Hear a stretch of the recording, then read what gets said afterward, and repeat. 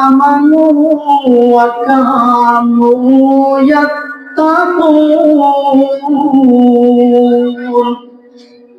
আল্লাহ বলেন ওলিদের দুইটা গুণ। কয়টা গুণ? এই আয়াতে আল্লাহ দুইটা গুণ যার ভিতরে থাকবে আল্লাহ বলেন এরা আমার ওলি, এরা আমার বন্ধু, এরা আমার দুষ্ট। সুবহানাল্লাহ বলবেন না? সম্মানিত হাজিরিন, দুইটা গুণের কথা বর্ণনা করা হয়েছে। কয়টা গুণ? দুইটা গুণের কথা বলা হয়েছে।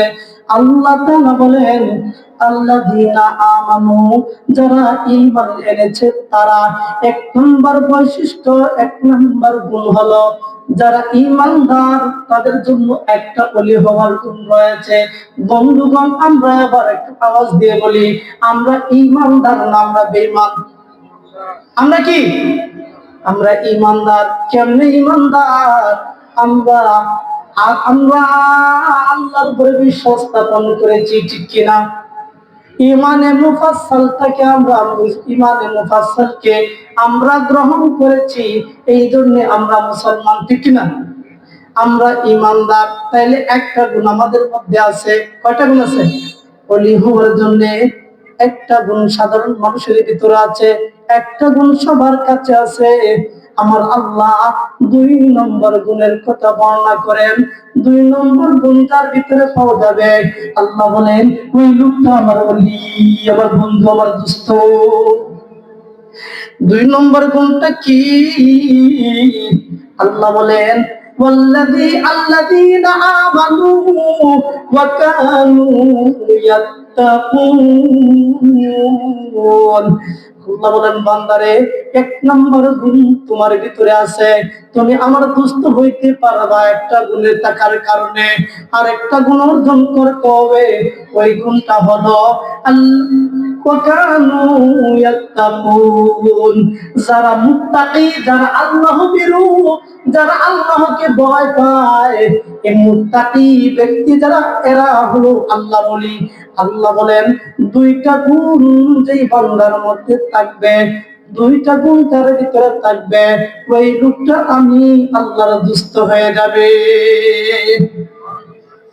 বন্ধুগণ, আমার গুণের কথা বললেন, একটা গুণ তো আমাদের মধ্যে আছে, আমরা ঈমান এনেছি, এই গুণটা আমাদের উপরে আছে, আমাদের মধ্যে আছে। বন্ধুগণ, ঈমানদার আমল কেমন হবে এই আয়াতে আল্লাহ বলে নাই ও মুসলমান ঈমান এনেছো, ঈমানদার হয়েছো, একটা গুণ অর্জন করেছো, কিন্তু ঈমান এনে বসে থাকলে হবে না। আমার আল্লাহ কোরআনের আরেকটা জায়গায় ঘোষণা করে দেয়, ও ঈমানদার বান্দা বান্দি, যখন তুমি আমার উপরে ঈমান আল্লাহ, আমি আল্লাহ তোমার কিছু কর্মপন্থা দিয়ে দিব। ওই কর্মগুলো যদি করো তাহলে ঈমান তোমার মধ্যে পরিপূর্ণ হবে, ঠিক কিনা? বন্ধুগণ আমার, এখন সমাজের মধ্যে অনেক মানুষ আছে, আমার ঈমান আছে, নামাজ লাগতো না, হয় না? ঈমান আছে, ওইটা লাগতো না। বন্ধুগণ আমার, আল্লাহ জানায় দেয় সূরা বাকারা, কোরআন শরীফের মধ্যে সূরাতুল বাকারা, ওই বাকারার শুরুতে আল্লাহ জানায় দেয় ঈমানদার যখন কোন ব্যক্তি আল্লাহর উপরে ঈমান আনলো, আমার আল্লাহ বলেন তার উপরে তিনটা কাজ সম্পাদন করবে। আমি আল্লাহ তার জন্য তিনটা কাজের ঘোষণা দিলাম। কি কি বন্ধুগণ, একটু গভীর মনোযোগ। আল্লাহ বলেন আউযু বিল্লাহি মিনাশ শাইতানির রাজীম। আলিফ লাম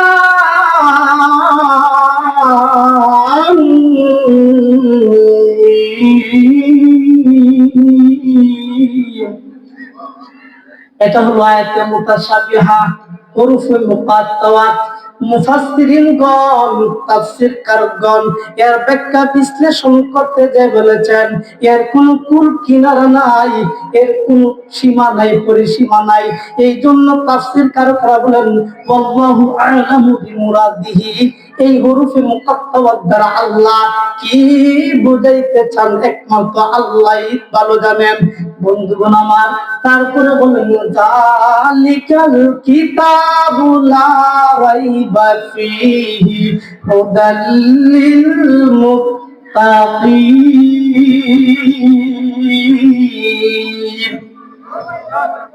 আল্লাহ বলেন আমার কিতাব, আমি আল্লাহর কিতাব আল কুরআন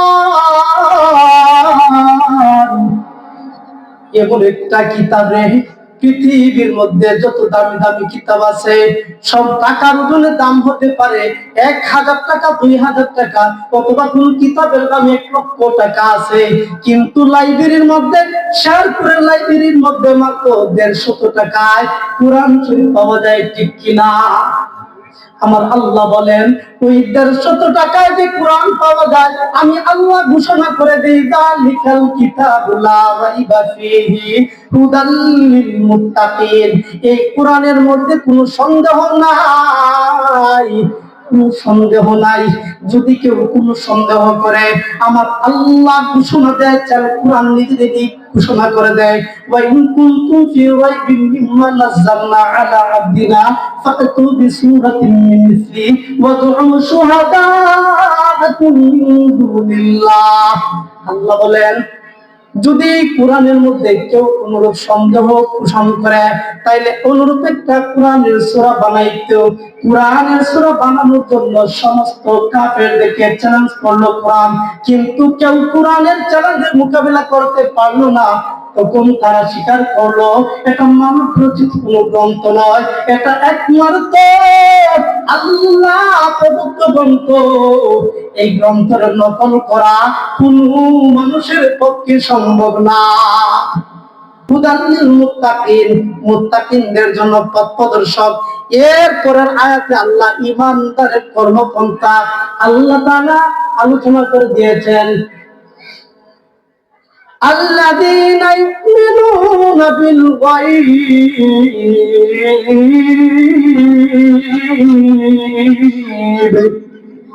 আল্লাহ বলেন যারা অদৃশ্যের উপর বিশ্বাস স্থাপন করে, কিসের উপরে? অদৃশ্যের উপর বিশ্বাস স্থাপন করবে, এরা হলো ঈমানদার। এরা কি? ঈমানদার। বন্ধুগণ আমার, অদৃশ্যের উপর কি? এবার আমার আল্লাহ বলে দেয়, আল্লাহকে আজ পর্যন্ত কেউ দেখেছো? দেখছেন কেউ? না দেখে আমরা বিশ্বাস স্থাপন করেছি, ঠিক কিনা? বলুন তো, রাসূলকে আমরা দেখছিনি, নবীরে দেখছি না? নবীকে দেখি নাই। আমার প্রসঙ্গ থেকে একটু বাহিরে চলে যেতে চাই। বন্ধুগণ আমার, আমরা কত দামি, আমরা কত দামি। কেন দামি?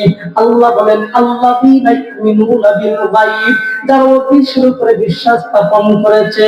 এই আয়াতের তাফসীর করতে যাইয়া তাফসীরে বায়জাবি, তাফসীরে ইবনে কাসির, তাফসীরে রুহুল মাআনি সহ কয়েকটা তাফসীর গ্রন্থের মধ্যে এই আয়াতের ব্যাখ্যা দিয়ে বলা হয়েছে নবী করিম সাল্লাল্লাহু আলাইহি ওয়াসাল্লামের একজন সাহাবী, আনসার সাহাবী, নবীকে জিজ্ঞাসা করলেন, ইয়া রাসূলুল্লাহ, নবী গো, আপনার সাথে আমরা নাস্তা করি, আপনারে দেখে দেখে আমরা ঈমান এনেছি, আমরা আপনার পিছনে নামাজ পড়তেছি, আপনি জিহাদের জন্য আমাদেরকে বলতেছেন, আমরা জিহাদে যাচ্ছি, জিহাদের ময়দানে কেউ শহীদ হচ্ছে।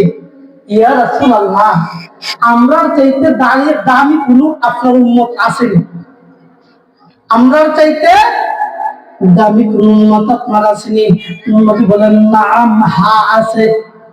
সাহাবীরা তো আশ্চর্য, আমাদের চাইতেও আরো দামি উম্মত আপনার আছে? বলে হ্যাঁ আছে। ইয়া রাসূলুল্লাহ, এরা কারা গো নবী? আমার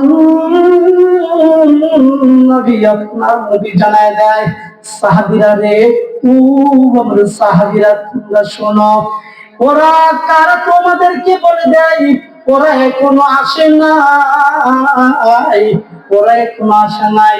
ইয়া রাসূলুল্লাহ, ওরা কখন আসবে? নবী বলেন যেই সময় আমি থাকবো না, যেই সময় আমি পৃথিবীর জমিনে থাকবো না, কিন্তু আমি নবীর কথাগুলো শুনে শুনে আমি রাসূলের উপরে, গায়েবের উপরে বিশ্বাস স্থাপন করবে। আমার নবী বলেন এরা তোমাদের চাইতেও আরো দামি। বলতেছিলাম আল্লাযীনা ইউমিনুনা বিল গায়বি ওয়া ইউকিমুনাস সালাতা ওয়া মিম্মা রাযাকনাহুম ইউনফিকুন। আল্লাহ বলেন, এক নম্বরে যারা গায়েবের উপর বিশ্বাস স্থাপন করলো, ইমানদার, তার দায়িত্ব একটা পালন করলো। দুই নম্বরে নামাজকে প্রতিষ্ঠা করলো, নামাজ পড়লো, নামাজ কায়েম করলো, নিজে পড়লো, সকলকে পড়ার জন্য বললো। এই সমস্ত মানুষরা দুই নম্বর ক্রাইটেরিয়া পূরণ করলো। তিন নম্বর ক্রাইটেরিয়া হলো ওয়া মিম্মা রাযাকনাহুম ইউনফিকুন, তারা তাদের জীবিকা থেকে আল্লাহর রাস্তায় দান করলো। এরা তিনটা ক্রাইটেরিয়া পূরণ করার পরে আমার আল্লাহ বলেন এরা হলো মুমিন। এটা মুমিনের কাজ। সম্মানিত হাজিরিন, আল্লাহ বলেন উলাইকা হুমুল মুফলিহুন, এরা হলো সফল কাম। এরা কি সফল কাম? আমার বন্ধুরা ভাইরা, এখন আপনাদের